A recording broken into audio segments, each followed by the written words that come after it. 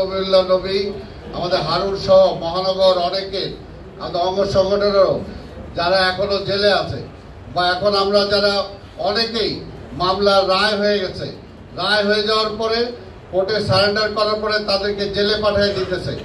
এইটার প্রতিবাদ জানানোর জন্যই আমরা একটা 26 তারিখ আমরা একটা প্রতিবাদ সমাবেশ আমরা দিয়েছিলাম এখানে।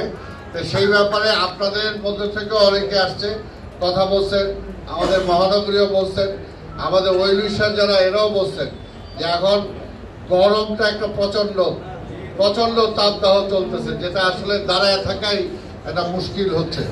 এই কারণে আমরা আপনাদের সবার আগে আমরা মহানগরী বসছিলাম অঙ্গ সংগঠন সহ, সেখানে আমরা আলোচনা করছি যে আমরা প্রোগ্রাম আমাদের ঠিক থাকবে, তবে আমরা কয়েকটা দিন পিছাই দিব।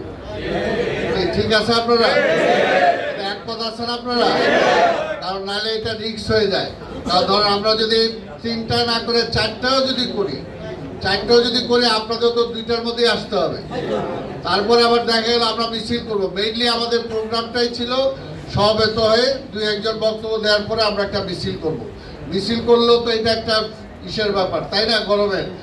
কাজেই এই প্রাকৃতিক কারণে আমরা এটা কয়েকটা দিন পিছিয়ে দিলাম। প্রোগ্রাম আমাদের ঠিক থাকবে এবং আমরা এটার পরে আমাদের অঙ্গ সংগঠন যারা আছেন আপনারা একটু আমরা তো জয়েন্ট করবার আমরা মহানগরী বসছি, অঙ্গ সংগঠন সবাই সেই সময় ছিল না।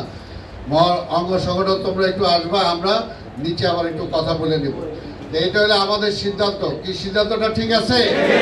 তাহলে আপনারা এখন যেদিনই হোক, এর আগে যেটা বলছি যে আমাদের ওয়ার্ডের ব্যানার আমরা চাই, এবং এইবার আমরা অঙ্গ সংগঠন নিয়েও আলাপ করে নিব। আমরা যে মহানগর দক্ষিণ অঙ্গ সংগঠন সহ আমাদের বিএনপি এর আগে বড় সমাবেশ করছি, আমরা করি নাই? অনেক বড় সমাবেশ করছি।